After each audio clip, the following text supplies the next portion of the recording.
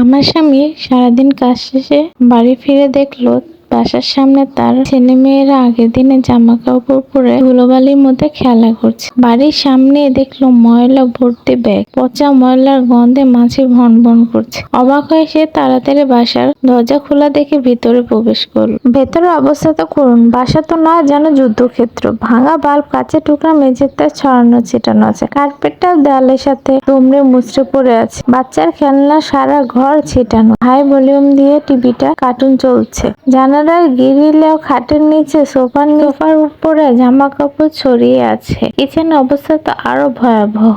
গতকাল রাতের বাসন, সকালে নাস্তা করার অবশিষ্ট খাবার, মাছি উঠছে। ফ্রিজের ভিতরে দরজা খোলা, সামনে জুসের বোতল, চকলেটের খোসা, খালি প্যাকেট, বিস্কুট সবকিছু ছড়ানো। এসব দেখে আমার স্বামী বলল, ইয়া আল্লাহ, এ কি অবস্থা! বাথরুম থেকে পানি পড়ার শব্দ। ভাবলো যে আমি হয়তো বাথরুমে আছি।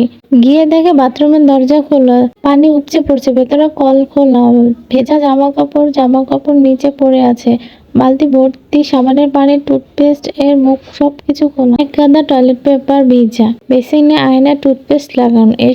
এসব দেখে ও দৌড় দিয়ে বেডরুমে রেখে গেল। যে পর্দা সরে দেখ আমি বিছানায় শুয়ে ফোন টিপতেছি। আমি ওকে দেখে হাসি দিয়ে বললাম, ও তুমি এসেছো? ও আমাকে বলল, বাসার একই অবস্থা, এখানে কি মানুষ বাস করে? আমি হাসি দিয়ে বললাম, তুমি তো প্রায় বলো আমাকে বাসায় সারাদিন কোন কাজটা করি। বাসায় তো সারাদিন খাই আর ঘুমাই আর ফোন টিপি। তাই ঠিক করে নিলাম প্রতিদিন যে কাজগুলো করি আজকে তার একটাও করব না।